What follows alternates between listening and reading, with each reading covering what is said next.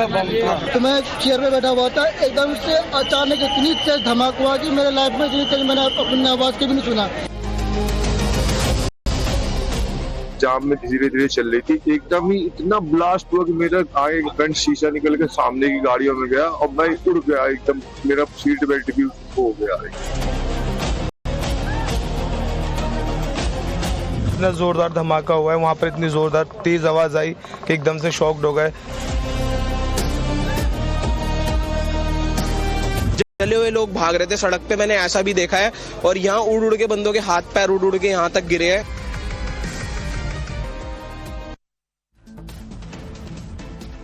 नमस्कार दर्शकों, मैं हूं नाविका कुमार और आप जुड़ रहे हैं मेरे साथ सवाल पब्लिक का शो पर। दिल्ली में लाल किले के गेट नंबर 1 मेट्रो स्टेशन के पास हुए धमाके के बाद कई खुलासे होते जा रहे हैं। सवाल है कि क्या यह धमाका आतंकी हमला था? अगर आतंकी हमला था तो धमाके के पीछे किसकी साजिश है? धमाके के तार कहां-कहां तक जुड़े हैं? धमाके के पीछे किन किन लोगों का हाथ है? दिल्ली में हुए इस धमाके की इनसाइड स्टोरी क्या है? मैं आपको इस पूरी घटना से संबंधित वो ब्रेकिंग न्यूज बताने जा रही हूं जो घटना के बाद पहली बार आप सुनेंगे। सबसे पहले मैं आपको बता दूं कि जिस i10 गाड़ी में ब्लास्ट हुआ, उस गाड़ी में 80 किलो i20 गाड़ी जो थी उसमें 80 किलो विस्फोटक था। 80 किलो विस्फोटक एक i20 गाड़ी जिसे डॉक्टर उमर चला रहे थे। ये डॉक्टर उमर जो इस पूरे किस्से में डॉक्टर उमर जो सबसे बड़ा विलन है इस धमाके का, वो चला रहा था इस गाड़ी को। 80 किलो विस्फोटक, और इस विस्फोट का 80 किलो विस्फोटक के साथ कल क्या हुआ कि डॉक्टर उमर भी उड़ गया। और इस गाड़ी में मैं आपको ये भी बता दूं कि ये फिदाइन जो है इस पूरे अटैक का, ये असल में डॉक्टर उमर 80 किलो एक्सप्लोसिव विस्फोटक जो है ट्रांसपोर्ट कर रहा था। ये अमोनियम नाइट्रेट था। इस गाड़ी में मैं एक और बड़ी खबर आपको बताना चाहती हूं, सीएनजी सिलेंडर भी लगा था, और ये अमोनियम नाइट्रेट जो है विस्फोटक पदार्थ 80 किलो पकड़ा ना जाए, इसलिए डॉक्टर उमर फरीदाबाद से भागकर दिल्ली में घूम रहा था और दिल्ली में उसने अपनी गाड़ी रेड फोर्ट के पार्किंग में रखी। ये विस्फोटक वहां रहा। सीएनजी का जो सिलेंडर था वो बहुत बड़ा धमाका कैसे कर गया, ये मैं हमारे साथ जुड़ रहे आनंद रंगनाथन जो साइंटिस्ट है उनसे पूछूंगी, क्योंकि अमोनियम नाइट्रेट जहां पर कोई भी विस्फोटक पदार्थ और नहीं मिला, कोई टाइमर नहीं, कोई डेटोनेटर नहीं, तो ये सिलेंडर गर्म होने से क्या अमोनियम नाइट्रेट इस तरह से ब्लास्ट कर सकता है? ये पूछने के लिए हमारे साथ विशेषज्ञ हैं आनंद रंगनाथन। मैं आपसे पूछना चाहती हूं, 80 किलो अमोनियम नाइट्रेट और एक सीएनजी सिलेंडर वाली गाड़ी, आप अगर मुझे ये बता सकें कि ये विस्फोट पॉसिबल है? नमस्ते नाविका, पहले तो थैंक यू जो आपने खुलासे किए हैं। बहुत ही दर्दनाक हादसा हुआ। मैं सीधे मुद्दे पे आऊँगा। अमोनियम नाइट्रेट एक्सप्लोड कर सकता है, उसको एक ट्रिगर चाहिए। वो ट्रिगर टेम्परेचर होता है, high temperature, approximately 150 to 170 degrees, थोड़ा सा और हाई, इट कैन एक्सप्लोड। अगर अमोनियम नाइट्रेट कंटैमिनेटेड है, जैसे ऑयल के साथ मिक्सचर होता है, एक्सप्लोजिव बनाते हैं तो ऑयल भी ऐड कर सकते हैं, तो वो टेम्परेचर, ट्रिगर टेम्परेचर कम हो जाता है। तो ये बताना अभी मुश्किल है कि सीएनजी सिलेंडर हीट अप हुआ, विच इज़ अनकन्वेंशनल, लेकिन अगर वो हुआ तो दैट कैन सर्टनली, अगर वो 150 या 200 डिग्रीज तक पहुंचा टेम्परेचर, आउटर टेम्परेचर, और अगर अमोनियम नाइट्रेट वहीं रखा हुआ था, तो पॉसिबिलिटी डायरेक्ट है कि वो ट्रिगर हो चुका है, एक्सप्लोड हो चुका है। तो बड़ा खुलासा जो इस वक्त, सबसे पहला खुलासा जो हम कर रहे हैं, 80 किलो विस्फोटक i20 गाड़ी में डॉक्टर उमर ट्रांसपोर्ट कर रहा था। और एक बड़ी खबर जो हमारे पास है, डॉक्टर उमर की तस्वीर पुलिस के पास पहले से थी, उसे चेज किया जा रहा था, वो भाग रहा था। इसका प्रमाण है जम्मू कश्मीर पुलिस का वो ट्वीट जो उसने कल शाम 6:10 पर पोस्ट किया था। ये ट्वीट बताता है you can run but you can not hide. 6:10 पर यह ट्वीट आता है जम्मू कश्मीर पुलिस का। जम्मू कश्मीर पुलिस को डॉक्टर उमर एक संदिग्ध आदमी इस पूरे नेटवर्क का था, जिसमें डॉक्टर आदिल, शाहीन शाहिद और कई ऐसी कड़ियां, डॉक्टर मुजम्मिल, ये सब अरेस्ट हो चुके थे और उन्हें चौथे साथी डॉक्टर उमर का पता था। इसीलिए उनकी तस्वीर पहुंच चुकी थी दिल्ली पुलिस के पास।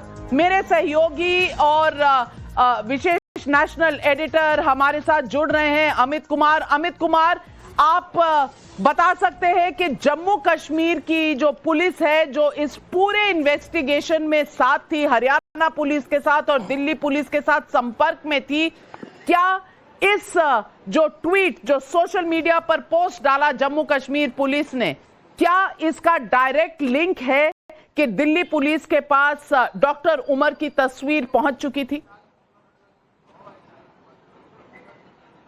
देखिए, मुझे लगता है कि अगर पूरे जांच को समझे कि जम्मू कश्मीर से जांच शुरू हुई, सहारनपुर होते हुए जो फरीदाबाद पहुंची, तो पूरे तार जुड़ चुके थे सुरक्षा एजेंसियों के पास, पुलिस के पास, जम्मू कश्मीर पुलिस, इसके अलावा यूपी पुलिस, हरियाणा पुलिस, तमाम लोगों के पास वो पूरे सीक्वेंस थे, तमाम लोगों के नाम थे और वो चौथा शख्स की तलाश में थे। जो 80 किलो की बात हो रही है विस्फोटक की, जब दो जगहों से डॉक्टर आदिल ने घर 3 महीने पहले घर लिया था फरीदाबाद में, जहां पर एक घर पर 360 किलो के करीब मिला और एक घर पर करीब 2500 मिला, एक जो विस्फोटक था।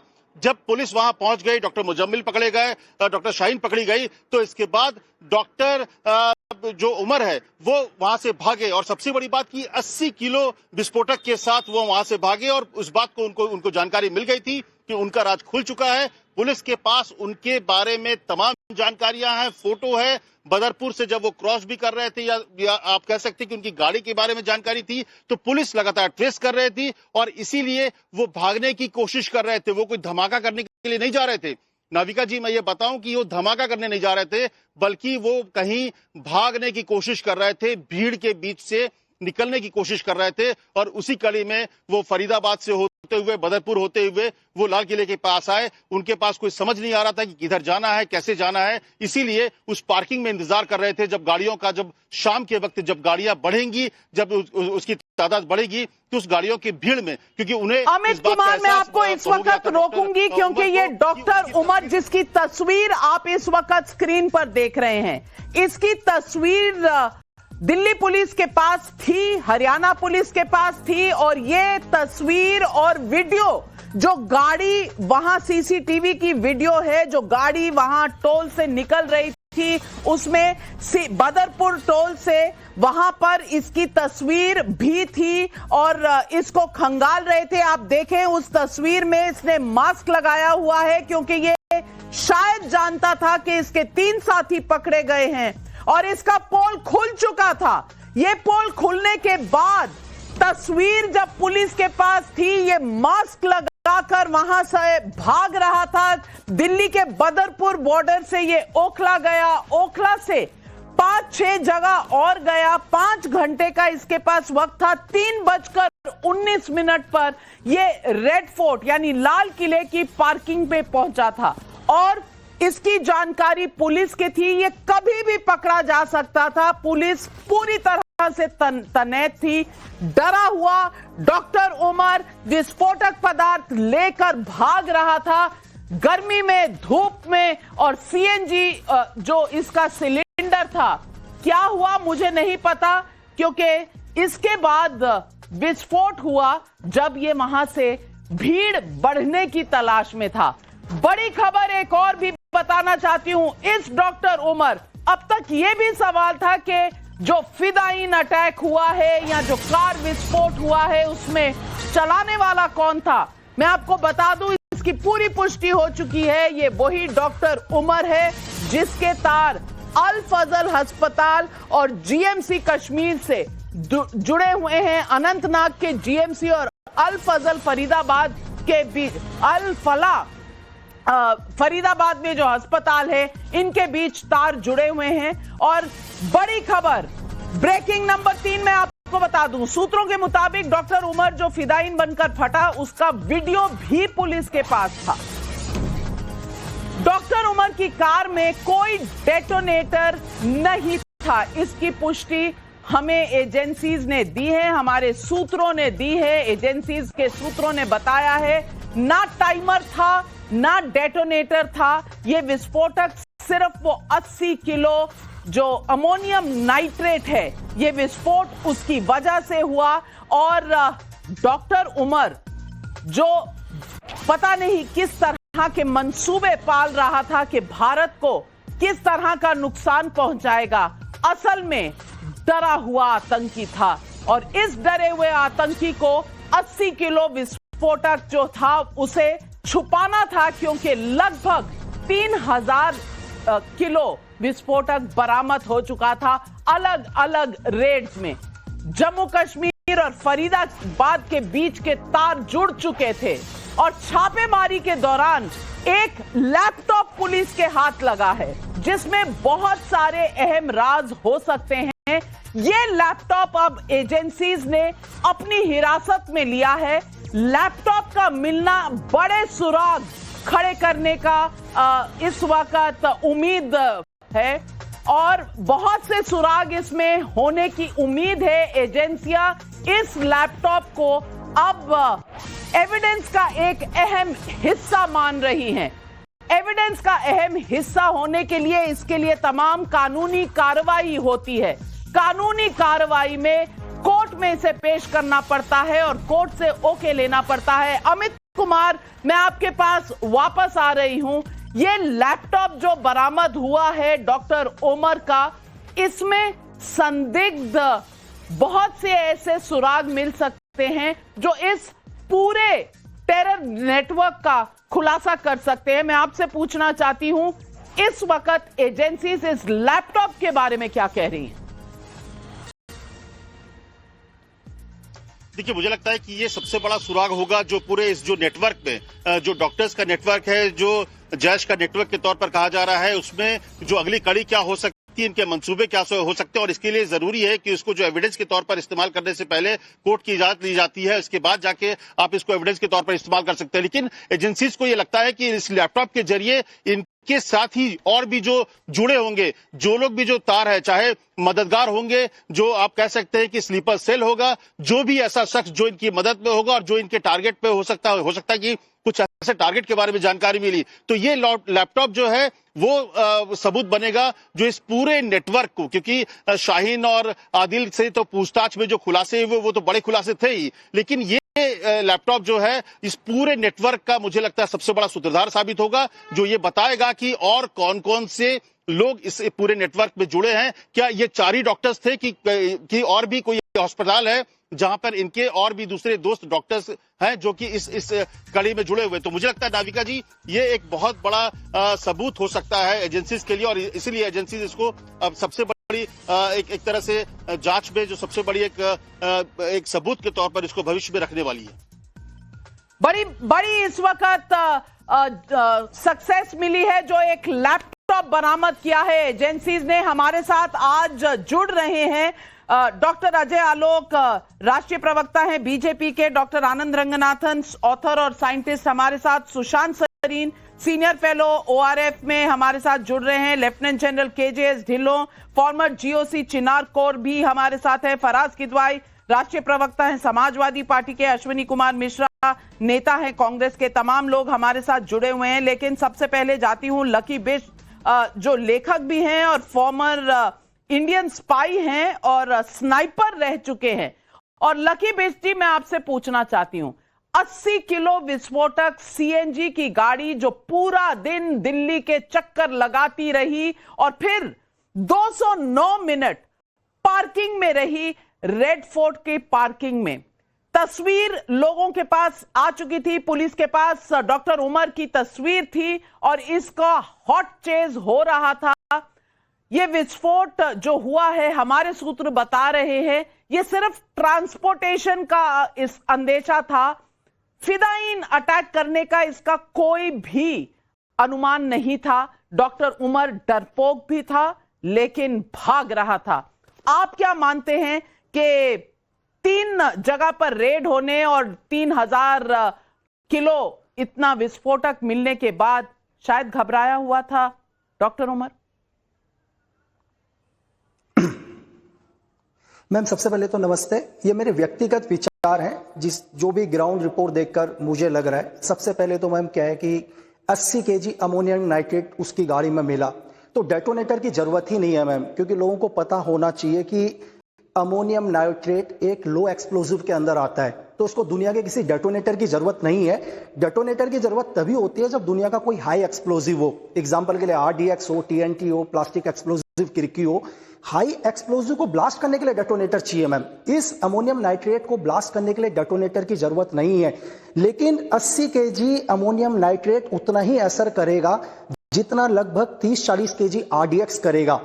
मैं आपको यह बताऊं कि ऐसा लग रहा है कि सिर्फ एक ट्रांसपोर्ट हो रहा था, फिदाइन हमला नहीं था। मुझे ऐसा लग रहा है कि एक फिदाइन ही हमला है, क्योंकि दिल्ली के रेड फोर्ट को टारगेट करने का मतलब है पूरी दुनिया तक एक मैसेज देना। ये दुनिया तक मैसेज दिया है कि हम यहां पर आके एक फिदाइन हमला कर रहे हैं। इतनी देर तक गाड़ी पार्किंग में रही, फिर भी डॉक्टर उमर जो है वो गाड़ी में ही है। और इस अमोनियम नाइट्रेट एक तरह का लो एक्सप्लोजिव, इसको रिएक्शन किया गया किसके साथ? CNG के साथ, तो डबल एक्सप्लोजन मिला है। आप सिर्फ 80 केजी अमोनियम नाइट्रेट को गिन रहे हैं, लेकिन टेररिज्म का तरीका क्या होता है? टेररिज्म क्या करता है? अमोनियम नाइट्रेट को भी उसने एक्सप्लोजिव में यूज किया, LPG को भी उसने यूज किया, तो इसका मतलब आपको क्या हुआ? डबल एक्सप्लोजन हुआ। LPG तो था नहीं, नहीं उस गाड़ी में LPG नहीं था, CNG था, CNG का सिलेंडर था। आनंद रंगनाथन बोलना चाह रहे हैं। आनंद जी, देखिए बिल्कुल ठीक कह रहे हैं कि ये लो एक्सप्लोजिव है, RDX को आपको डेटोनेटर चाहिए, लेकिन इसके लिए भी ट्रिगर चाहिए। और अमोनियम नाइट्रेट का एक ही ट्रिगर है, वो है हीट। अगर आप अमोनियम नाइट्रेट को मिक्स किया ऑयल के साथ तो कम हीट चाहिए। अगर प्योर अम्यूनो नाइट्रेट है, जैसे कि आप कह रही हैं 80 किलो, तो उसको 150 to 170 डिग्री हीट चाहिए। अब ये 3 घंटे पार्किंग लॉट में गाड़ी चल रही थी, होपफुली, मतलब मेरे को लगता है चल रही थी, तो ये करीबन 6-7 घंटे गाड़ी ऑन स्टेट में थी जब ये फरीदाबाद से वहां पे आए। तो there is a mechanism that could have heated up inside that CNG का जो पूरा किट होता है, उसमें there are 3 or 4 mechanism that can heat up. और मुझे लगता है वो इतने हीट अप हो गए कि उन्होंने ये ट्रिगर किया है, वरना ये एक्सप्लोजन नहीं होता। बड़ी बात इस वक्त है कि सुशांत सरीन, मैं आपसे भी पूछूंगी, कहीं ना कहीं जो जम्मू कश्मीर का ट्वीट है, you can run but you can not hide, आप भाग सकते हैं पर आप छुप नहीं सकते हैं। ये ट्वीट मैंने 6:10 का नवंबर 10 का ट्वीट आपके स्क्रीन पर डाला है, दर्शक भी इसे देख सकते हैं। मैं सुशांत सरीन पूछना चाहती हूं कि क्या कहीं ना कहीं ये ट्वीट बताता है कि किस तरह से तस्वीर, आइडेंटिफिकेशन, वीडियो सब डॉक्टर उमर का मौजूद था एजेंसीज के पास, पुलिस के पास, और कुछ लोगों के ये बयान भी हैं कि वहां पुलिस की मौजूदगी बहुत थी चांदनी चौक और रेड फोर्ट के एरिया में कल के शाम के वक्त। आप मानते हैं कि ये कहीं ना कहीं डॉक्टर उमर पैनिक करके वहां से भागने की कोशिश में था? नाविका, पहली चीज तो मैं आपको एक नसीहत दूंगा कि प्लीज इस व्यक्ति को फिदाइन या इस अटैक को फिदाइन मत बोलिए। आप एक इसको लेजिटिमेसी दे रही हैं जो आपको नहीं देनी चाहिए, बिकॉज अगर ये एक तरीके का जिहादी आतंकी है तो इसको फिदाई बोल के आप इसको एक लेजिटिमेसी मत दीजिए। Point taken, word withdrawn. ठीक है जी। तो आई थिंक हम लोग ना इस तरीके के आतंकवाद को हम पिछले 30-40 सालों से झेलते आ रहे हैं, और हमने अभी तक अपनी शब्दावली जो है ना उसको उसके हिसाब से टेलर नहीं किया, और हम लोग अक्सर ये गलतियां कर देते हैं। तो just as a word of caution. दूसरी चीज ये, जो जहां तक आपका जो सवाल है, देखिए मेरा भी यही शायद अनुमान है कि ये पैनिक किया था। ये क्या एक्चुअली बॉम्ब लेकर के जा रहा था? I don't think so. देखिए, जो ओल्ड दिल्ली वाला एरिया है वहां पर अक्सर ये देखा गया है कि बहुत सारे ये जो लोग लोग आते हैं, ये वहां पर कहीं पे अपना पड़ाव लगाते हैं, वहां पर इनके कुछ कॉन्टैक्ट्स होते हैं, वहां पर से ये ऑपरेट करना शुरू करते हैं। और ये पहली बार ही हमको नहीं नजर आ रहा है, ये पहले भी हम देख चुके हैं। तो it's is possible that something like that has happened in this particular case. लेकिन नाविका, मेरे लिए जो सवाल है वो ये है कि अगर जम्मू कश्मीर की पुलिस एक संदेश दे रही थी, इस व्यक्ति की फोटो, इसका सारा हुलिया, ये कैसे भागा है, ये सारी की सारी चीजें जो सिक्योरिटी एजेंसीज हैं उनके पास थी, तो क्या उनको डिस्ट्रीब्यूट किया गया था इन वेरियस पुलिस स्टेशंस? वहां पर अलर्ट दिया गया था, नहीं दिया गया था? Was the police actually real time में इसकी तलाश कर रहे थे कि नहीं कर रहे थे? पहली बात। दूसरी चीज ये, इवेंट के बाद तो हमारे पास ये आ गया कि ये तस्वीरें आई हैं, इस टोल प्लाजा पे उसको कैप्चर किया गया है। क्या ये बेहतर नहीं होगा कि हमारे पास कुछ इस तरीके का सिस्टम हो कि ये इंफॉर्मेशन पुलिस वालों को एक रियल टाइम में चली जाए? ये बाकी कई देशों में ये सिस्टम्स हैं। और तीसरी चीज, और सबसे इंपॉर्टेंट, नाविका, हम सब लोग यहाँ पर जो बैठे हैं आपके प्रोग्राम में और आपके जो दर्शक हैं, हम लोग सब लोग मॉल्स जाते हैं, हम लोग सिनेमाज जाते हैं, वहां पर हम देखते हैं जो सिक्योरिटी वाले हैं वो ऐसे ऐसे करके थोड़ा बहुत देखते हैं कि आपकी डिक्की में कुछ पड़ा तो नहीं हुआ, या एक शीशा नीचे लगा देते हैं। मुझे नहीं पता कि उनको भी पता है कि वो क्या ढूंढ रहे हैं कि नहीं ढूंढ रहे। वो एक रस्म है जो वो पूरी करते हैं। क्या ये बेहतर ना हो कि इन सब लोगों को एक ट्रेनिंग दी जाए ताकि एटलीस्ट आप पता तो कर सके, नहीं तो वो चेक मत करो। वो जो आप लोगों को 5 मिनट के सही मुद्दा उठाया है आपने। और सुशांत सरीन, जितना भी मैं आपसे इस बात पर सहमत हूं, कम होगा, क्योंकि ये बहुत जरूरी है कि ट्रेनिंग के तहत इस तरह से संदिग्ध चीजों की, विस्फोटक की छानबीन होनी चाहिए। लेकिन बड़ी खबर इस वक्त आ रही है, 4 डॉक्टर और 1 मौलवी की कहानी है ये। 4 doctor, doctor Shaheen, doctor Umar, doctor Muzammil और डॉक्टर आदिल, सहारनपुर से लेकर फरीदाबाद तक, फरीदाबाद से लेकर अनंतनाग तक, ये तार जोड़ने वाला एक इंसान, वो इंसान ये मौलवी इरफान अहमद, जिसकी तस्वीर हमारे पास आ चुकी है। ये मौलवी पहले मेल नर्स था अला फला, जो यहां फरीदाबाद का अस्पताल है, इसमें ये मेल नर्स था। बाद में ये जीएमसी आनंदनाग चला गया और वहां पर पहले ये बच्चों से कश्मीर में पत्थर फेंकवाता था। फिर पोस्टर लगाने का एक इंसिडेंट जब सामने आया तो तार निकलने लगे। जम्मू कश्मीर में इसे अरेस्ट किया गया, इससे पूछताछ की गई और इसके बाद यहां से डॉक्टर आदिल जो सहारनपुर हैं, इनकी जानकारी मिली। डॉक्टर आदिल से डॉक्टर मुजम्मिल, डॉक्टर शाहीन और फिर डॉक्टर उमर तक पूरा का पूरा ये नेटवर्क एक्सपोज हुआ। डॉक्टर उमर आखिरी कड़ी थी जिसे एजेंसीज ढूंढ रही थी, जिसे तलाश कर रही थी और जिसकी तस्वीरें सब पास थी एजेंसीज के।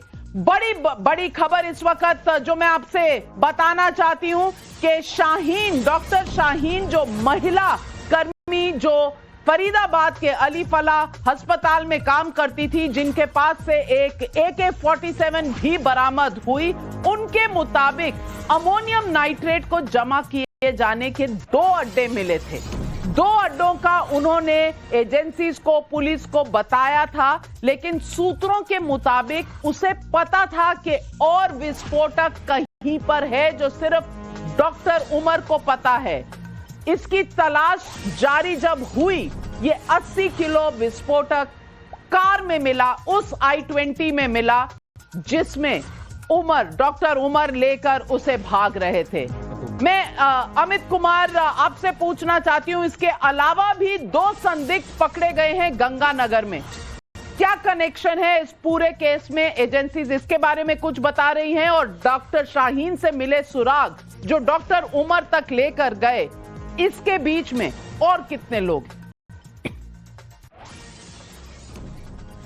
देखिए, मुझे लगता है कि जैश और इन डॉक्टर्स के बीच में एक कड़ी थी मौलवी इरफान, और मौलवी इरफान ने ही मुझे लगता है कि इनको पूरे एक तरह से मोटिवेट किया और इस पूरे इसका लिंक का खुलासा कैसे हुआ? जब जैश के पोस्टर चिपकाने को लेकर 3 लोग गिरफ्तार हुए, उसमें इसके बाद इरफान गिरफ्तार हुआ और इरफान के जो टेलीग्राम चैट और उसके जरिए जानकारी मिली डॉक्टर आदिल की, तो ये पूरी कड़ी है जो जैश और उसके बीच एक इरफान जो है, जो कि आप कह सकते हैं कि फरीदाबाद अस्पताल से लेकर अनंतनाग के अस्पताल तक के बीच की कड़ी थी। जो डॉक्टर शाहीन है वो उसको जानकारी थी कि 2 ही जगह है, लेकिन उसके अलावा एक तीसरे भी हाइड आउट है जहां पर विस्फोटक को छिपाया गया है। तो मुझे लगता है कि अब जबकि डॉक्टर उमर जो है वो मारा गया है उस गाड़ी के साथ, इसके बाद जो बचे हुए 3 लोग हैं उससे पूछताछ पर फोकस होगा कि अब इसके बाद क्या उसके जो ग्रुप है, ये 4 के अलावा भी कौन कौन लोग हो सकते हैं। गंगानगर में जो पकड़ाया है उसके साथ क्या कोई लिंकेज है? इसके अलावा अगर याद हो तो पिछले दिनों में गुजरात में भी 3 लोग गिरफ्तार हुए हैं। तो ये लिंक को जोड़ने की कोशिश होगी कि डॉक्टर्स के इस ग्रुप में और भी डॉक्टर्स हैं या नहीं है, या फिर इनके लोकल मददगार कौन थे। डॉक्टर आदिल ने घर लिया था फरीदाबाद में, जबकि सहारनपुर में रहता था, तो फरीदाबाद में घर लेकर उसने विस्फोटक जमा किया। तो ये ऐसे कई सवाल हैं जिसका जवाब एजेंसीज होगी। एनआईए के पास जांच दे दी गई है और गृह मंत्री अमित शाह ने खास तौर से कहा है एनआईए को कि इसकी जांच जल्दी की जाए, जल्दी पूरी की जाए। सीएफएसएल टीम को भी ये कहा गया है कि जो फॉरेंसिक एविडेंस के साथ जल्द से जल्द इस पूरे मामले को तह तक जाना है, और खुद उन्होंने कहा है कि जो प्रधानमंत्री ने भी कहा है कि इस पूरे मामले के तह तक जाएंगे, जो भी गुनाहगार है उसको सजा देनी है। तो इसके लिए गृह मंत्री ने आज लगातार बैठकें की हैं। बैठकों के दौरान उन्होंने जो तमाम एजेंसी के अधिकारी थे, पुलिस के आला अधिकारी थे, उनको साफ तौर पे कहा है, एनआईए को कहा है कि इस पूरे मामले की जितनी जल्दी हो सके जांच हो फॉरेंसिक एविडेंस के साथ। गंगानगर से 2 और संदिग्ध शख्सों को उठाया गया है, उनकी पूछताछ इस वक्त जारी है। बड़ी खबर इस वक्त हम अपने दर्शकों को दे रहे हैं। और मैं आपको बता दूं, आनंद रंगनाथन, आप अमोनियम नाइट्रेट जो 80 किलो का विस्फोटक वो लेकर घूम रहा था, ये था तीसरा कैश जिसकी तलाश थी एजेंसी। और नाविका, मैं इसमें एक बहुत इंपॉर्टेंट बात ये आपको कहना चाहता हूं कि अभी ये आइसबर्ग की तरह चल रही इन्वेस्टिगेशन, 90% तो अभी बाहर आई नहीं है। मैं बताता हूं क्यों। देखिए, आप सब जानते हैं 1993 में जब मुंबई ब्लास्ट हुए थे तो डाउ RDX था, इलीगल था, तो वो बाहर से डाउ ने लाया था। यहां से अमोनियम नाइट्रेट अंदर से इन्होंने कलेक्ट किया है। अब एक अमोनियम नाइट्रेट लॉ एक्ट है जो कि यूपीए सरकार लाई थी 2012 में। उसके तहत अमोनियम नाइट्रेट कोई भी इंडियन खरीद नहीं सकता, इलीगल है। सिर्फ रिसर्चर रिसर्च लैब में खरीद सकता है, वो भी 5 किलो से ज्यादा नहीं। और जब वो 5 किलो लेगा अमोनियम नाइट्रेट, कोई रिसर्च यूनिवर्सिटी जैसे यहां लिया गया, पुलिस को इंफॉर्म करना है। अब 3000 किलो का मतलब इन्होंने मिनिमम 600 बार वो लिया। इसका मतलब बहुत सारे लोग इसमें इन्वॉल्व हैं। इतनी ज्यादा क्वांटिटी अमोनियम नाइट्रेट की ये लोग या तो सालों से कलेक्ट कर रहे थे और अकेले नहीं हैं। इसीलिए इसमें एटलीस्ट मैं तो कहूंगा कि पूरी साजिश बहुत ज्यादा जम्मू एंड कश्मीर की भी होगी और यहां की भी होगी। एक थियोरी यह भी है कि हरियाणा के पास खदान है जहां से अमोनियम नाइट्रेट जहां के लिए और ये अमोनियम नाइट्रेट कहीं और के लिए इकट्ठा किया जा रहा था, कहीं और से लाया जा रहा था। इन तारों को भी खंगाला जा रहा है। और वो जो लैपटॉप, जो बड़ी सुराख इस वक्त है, वो लैपटॉप है। लैपटॉप का जो फोरेंसिक एनालिसिस होगा, ये तार कहां तक जाएंगे इस बात का हमें पता चलेगा। लेकिन दिल्ली के लाल किले के पास की जगह क्यों चुनी गई? क्या ब्लास्ट कहीं और होना था? क्या पैनिक में ब्लास्ट हुआ? पहले ये मैप देखिए। और मैं आपको ये मैप दिखाना इसलिए चाहती हूं क्योंकि आपको इस जगह को समझने की जरूरत है। ये लाल किला है। ये लाल किले से बस 150 मीटर दूर, जहां से प्रधानमंत्री अपना 15 अगस्त का भाषण करते हैं। और ये जामा मस्जिद से 800 मीटर दूर है। अगर आप देखें तो यहां मंदिर, गुरुद्वारे 500, यहां पर गौरी शंकर मंदिर है, गुरुद्वारा शीशगंज साहब है जो 500 मीटर दूर है, चांदनी चौक लगभग 1.25 किलोमीटर दूर है, और यहां पर एक गुरुद्वारा भी है जो शीशगंज गुरुद्वारे के साथ गौरी शंकर मंदिर भी है, प्राचीन मंदिर माना जाता है। अब सवाल है कि ज्यादा से ज्यादा नुकसान पहुंचाने के लिए, धमाके के लिए ऐसी जगह चुनी गई कि लाल किला इसलिए चुना गया क्योंकि इसका ऐतिहासिक महत्व है। इसकी प्राचीर से भारत के प्रधानमंत्री देश को संबोधित करते हैं। ये तमाम सवाल उठ रहे हैं। लकी बिष्ट, पहले आपसे पूछूंगी, इन सारे सवालों का और इस जगह का चुना जाना क्या महत्व रखता है? मैम एक्चुअली देखिए क्या है कि कोई भी टारगेट अगर आज लाल किले के ऊपर इन्होंने जस्ट एक ब्लास्ट किया तो उसका मैसेज पूरी दुनिया के अंदर गया है। कोई भी एनिमी या कोई भी आतंकवादी जब जगह चुनता है वो चाहता है कि पूरी दुनिया तक मैसेज देना, ताकि पूरी दुनिया तक वो मैसेज पहुंचे। तो ये जगह बहुत इंपॉर्टेंट है। चाहे वो पैनिक में किया गया था क्योंकि उमर को पता था कि उसके 3 साथी तो पकड़े गए हैं, मैम डेफिनेटली इसको भारत सरकार पकड़ लेगी, मारा जाएगा, बचने की तो संभावना ही नहीं थी। तो इस जगह तक आना और एक पैनिक में ब्लास्ट हो या जानबूझ के किया गया ब्लास्ट हो, लेकिन जगह चुनी हुई जो जगह है, ये मेरा जो मुझे ऐसा लगता है कि मुझे लगता है कि ये इस जगह को इसलिए चुना गया था ताकि पूरी दुनिया को एक मैसेज दिया जा सके इस जगह से, क्योंकि देश का लाल किला जिसे पूरी दुनिया जानती है, यहां पर ब्लास्ट होने का मतलब है पूरी दुनिया तक मैसेज पहुंचना।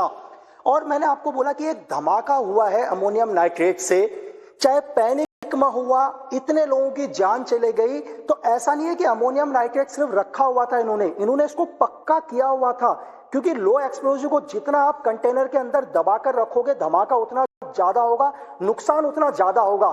तो ऐसा ही नहीं कि अमोनियम नाइट्रेट को सिर्फ गाड़ी के अंदर रखा और ये लोग भाग रहे हैं, इन्हें पता है कि एक्सपोज करना है, धमाका करना है। तो मुझे जो लग रहा है, ये सिर्फ मेरा पॉइंट ऑफ व्यू है कि इस जगह को इसलिए चुना गया था कि ज्यादा से ज्यादा नुकसान किया जाए, पूरी दुनिया को एक मैसेज दिया जा सके। ये थ्योरी भी बहुत नजदीकी से देखी जा रही है, लेकिन कहानी जो पूरा देश जानना चाहता है वो यही है कि किसके तार कहां से जुड़े और ये कहां से सबसे पहली बार निकले। धमाका करने वाले का नेक्सस कितना बड़ा है जो अभी तक पता चल रहा है। इसकी शुरुआत में बताऊं तो 18 अक्टूबर को श्रीनगर के नौगाम इलाके में पोस्टर लगे थे जिसमें जम्मू कश्मीर पुलिस, सेना और सुरक्षा बलों को धमकी दी गई थी।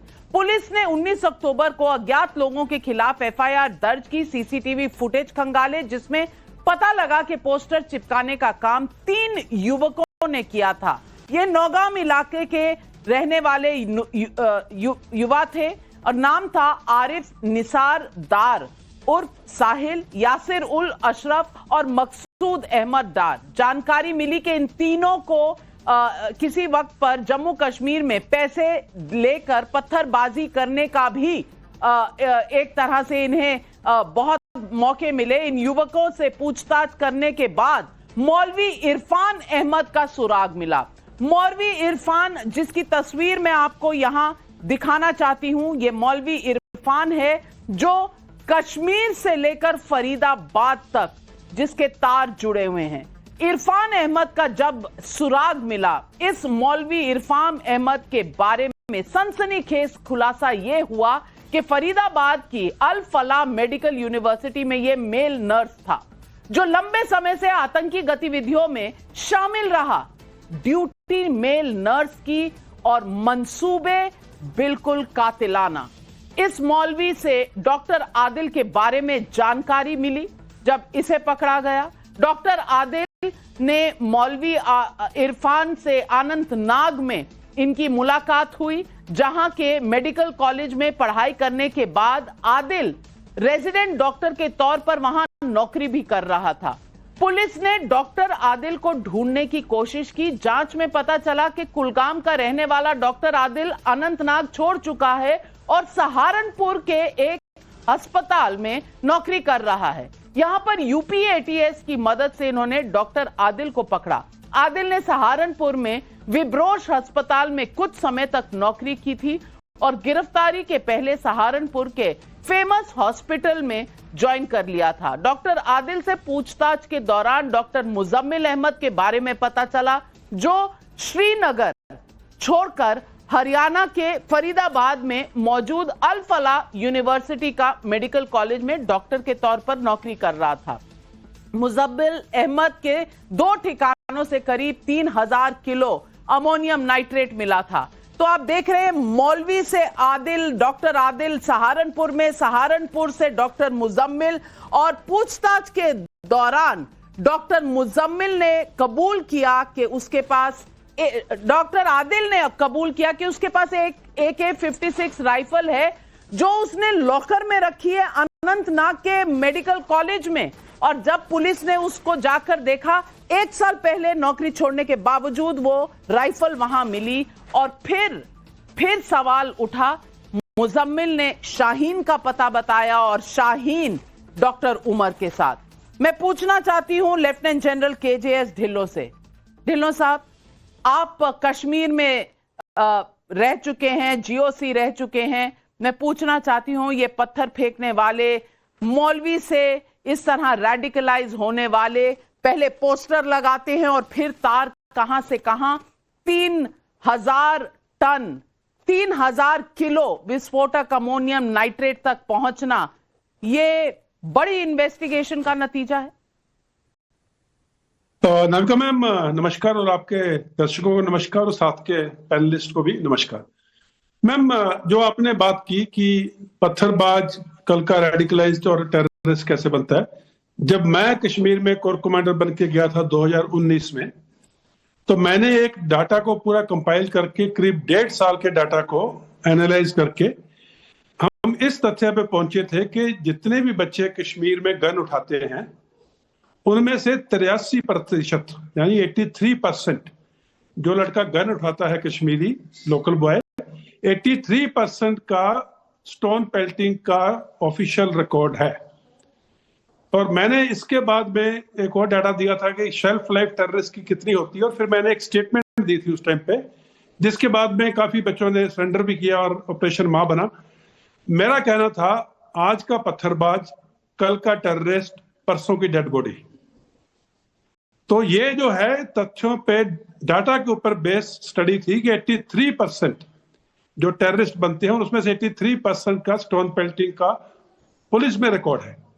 सो ये तो बात रही कि जो स्टोन पेल्टर थे वही आगे जाके रेडिकलाइज होकर टेररिस्ट बनते हैं, और जैसे अभी हम देख रहे हैं। दूसरी बात, ये जो आपने बहुत विस्तार से बताया कि कैसे एक तार से दूसरी तार जुड़ी।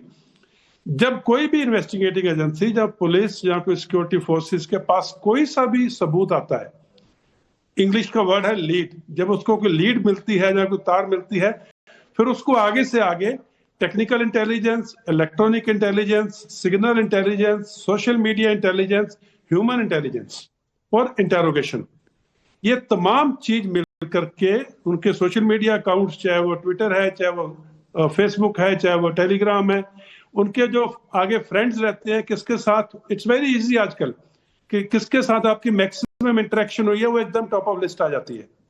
उसके बाद में उसने किस से मोबाइल से बात की, किस किस से उसने मोबाइल जो पकड़े गए, आपने जो लैपटॉप का जिक्र किया, बहुत जरूरी है, क्योंकि आजकल नॉर्मल कॉल के ऊपर कोई टेररिस्ट बात नहीं करता है। आजकल डिफरेंट एप्स हैं वॉइस और इंटरनेट प्रोटोकॉल की, जिससे कि आप पता नहीं लगा सकते कि उसने क्या बात की, उसका कोई प्रूफ बहुत नहीं है। बड़ा खुलासा कर रहे हैं। लैपटॉप जो मिला है, उस पर कौन से ऐप से किससे बात हो रही थी, ये बड़ा सुराग दे सकते हैं। मेरे साथ फराज किदवाई साहब समाजवादी पार्टी के हैं। फराज किदवाई साहब, ये जो ब्लास्ट था, ये ब्लास्ट किस तरह से अनकवर किया? इसके तार 18 अक्टूबर से ढूंढे जा रहे थे और स्टेट जम्मू कश्मीर से शुरू होकर यूपी तक गया, यूपी से फरीदाबाद, फरीदाबाद से दिल्ली, बड़ा एक मॉड्यूल बस्ट किया। और मैं देख रही हूं कि अभी भी जो विरोधी दल है कुछ ना कुछ पॉलिटिक्स कर रहे हैं। मैं स्पेसिफिक्स में नहीं जाऊंगी, पर मैं समझती हूं कि ये एक तरह से बड़े मॉड्यूल का एक पर्दाफाश हुआ।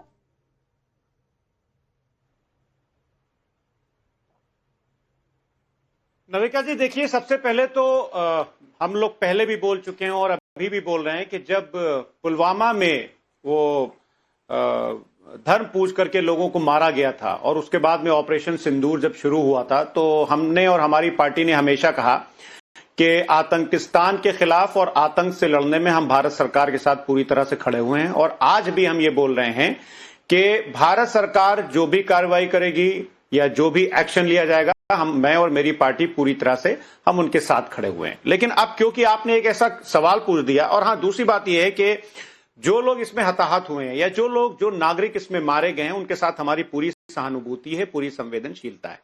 लेकिन नविका जी, अब आपने एक ऐसा सवाल पूछ दिया कि विरोधी दल पॉलिटिक्स कर रहे हैं, तो मुझे याद आ गया कि जब 26/11 हुआ था नविका जी, और 26/11 के बाद एक हिंदुस्तान टाइम्स में पूरा एक फुल फ्रंट पेज पे एक एड निकला था, और उस एड में लगभग क्वार्टर पेज का एड था, और उसमें लिखा हुआ था brutal terror strikes at will, और इश्तेहार में नीचे लिखा हुआ था वोट फॉर बीजेपी।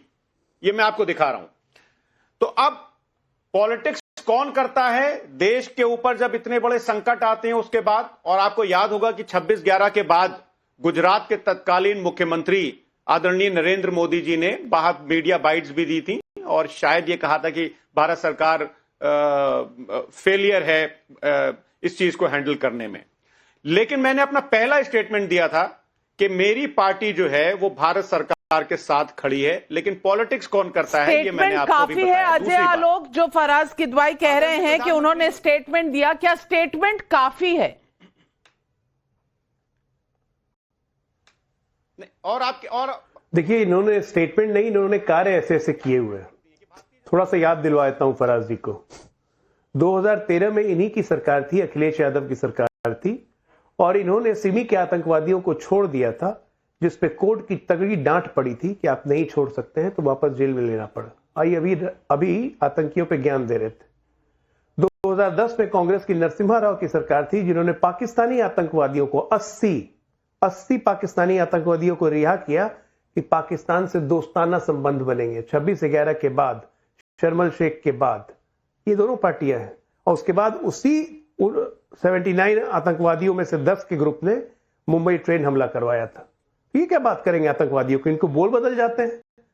आपको कल से आज तक 24 घंटे हो गए, राहुल गांधी जी कहीं दिखे क्या, या प्रियंका गांधी जी कहीं दिखी? कोई ट्वीट दिखा जो मरे गए उनके सांत्वना के लिए? दोनों हैं कहां?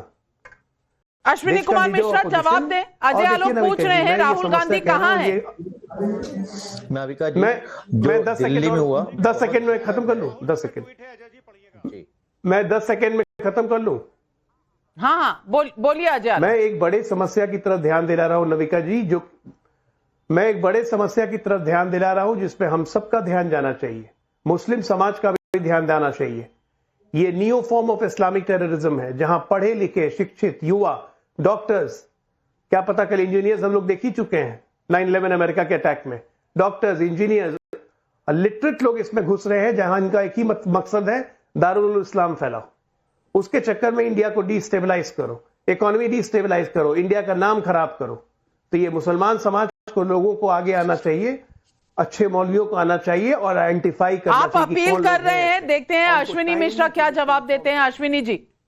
नाविका जी, जो दिल्ली में हुआ बहुत दुखद हुआ, और राजनीति की बात नहीं करनी चाहिए, और मुझे लगता है बिल्कुल नहीं करनी चाहिए ऐसे समय में। हालांकि मुझे बहुत दुख होता है जब अजय आलोक जी, अमित मालविया जी पूछ रहे हैं कि राहुल गांधी और प्रियंका गांधी कहाँ हैं। इनफैक्ट मैं तो उनको भी समर्थन नहीं करता जो ये बोल रहे हैं कि मोदी जी भूटान में क्या कर रहे हैं। मेरा ये मानना है कि इन सारे आतंकवादी हमलों के लिए जो भी दोषी हो, पाकिस्तान आतंकी, वो तो है ही हैं, बट कहीं ना कहीं हम सब, वो सब लोग भी दोषी हैं जो बालाकोट एयर स्ट्राइक तो सेलिब्रेट करते हैं, पर यह सवाल नहीं पूछते कि वहां पर आतंकी हमला पठानकोट में हुआ कैसे। जो ऑपरेशन सिंदूर तो सेलिब्रेट कर रहे हैं, पर ये अभी भी सवाल नहीं पूछ रहे हैं कि पहलगाम में आतंकी आए कहां से। जब तक ये हम अकाउंटेबिलिटी गवर्नमेंट से नहीं लेंगे, हम सिर्फ पोस्ट ऑपरेशन को सेलिब्रेट करते रहेंगे। और ये रेटोरिकल क्वेश्चन है आनंद रंगनाथन के, आतंकवादी आए कहां से। क्या पाकिस्तान का जो इतिहास है वो भूल गई है कांग्रेस पार्टी जो ये सवाल उठा रही है? आनंद जी। देखिए, किसी भी पार्टी में, और मैं एकदम जिसे कहते हैं, या तो मैं पॉलिटिशियन की तरह अगले 2 मिनट बोल लूं नाविका, लेकिन बहुत सारे पॉलिटिशियन, काफ़ी मेरे दोस्त भी हैं, मित्र भी हैं यहाँ पे, वो उनको बोलने देता हूँ। मैं पॉलिटिशियन की तरह नहीं बोलूँगा, क्योंकि अब वो समय चला गया है। पर जो मैं बोलूँगा वो कोई पॉलिटिशियन की हिम्मत नहीं है कटिंग अक्रॉस पार्टी लाइन की वो बोल दे। हम कुछ नहीं कर सकते, हम कुछ नहीं कर सकते इसके लिए, जब तक कि हमें खुद हम अंडरस्टैंड ना करें 3 सत्य क्या हैं। अब मैं आपको बताता हूं संक्षिप्त में। पहला सत्य ये है कि हमें मानना होगा कि there is nothing like radical Islam. Navika, अगर कल मैं एक बायोकेमिस्ट्री की किताब स्ट्रायर पढ़ लूं, चैप्टर वर्स रट लूं, क्या आप मुझे रेडिकल साइंटिस्ट कहेंगे? ऐसा नहीं होता। ये जितने भी लोग जो ये करते हैं, तभी मैंने कहा बहुत सारे लोग अब फंडामेंटलिस्ट को क्रिटिसाइज कर रहे हैं, लेकिन फंडामेंटलिस्ट कह रहे हैं भाई हम तो फंडामेंटल्स पढ़ के कर रहे हैं जो कर रहे हैं। अब मैं आपको फंडामेंटल्स नहीं बताना। ये तो कहना जरूरी है कि किसी भी धर्म में नहीं कहा गया आतंकवाद का धर्म नहीं होता। यही पॉलिटिशियन कहता है। अब वही मैं कह रहा था, या तो मैं पॉलिटिशियन की तरह बोल लूं। जो दूसरा मैं ये कहना चाह रहा था कि टेररिज्म का रिलीजन है। जब पहलगाम में टेररिस्ट ने लोगों की पैंट उतार के चेक किया, लोगों से कलमा पढ़ाया, आप कहना चाहती हैं टेररिज्म का रिलीजन नहीं है? जब 26/11 में ताज में उन्हीं लोगों को छोड़ा जो कि कलमा बोल पाए, आप कहना चाहती हैं टेररिज्म नहीं है? जब 1990 में मॉस्क के ऊपर से रलिफ सलिफ गलिफ कहा गया कि कश्मीरी पंडित तुम जाओ लेकिन अपनी औरतों को छोड़ दो, आप कहना चाहती हैं टेररिज्म में रिलीजन नहीं है?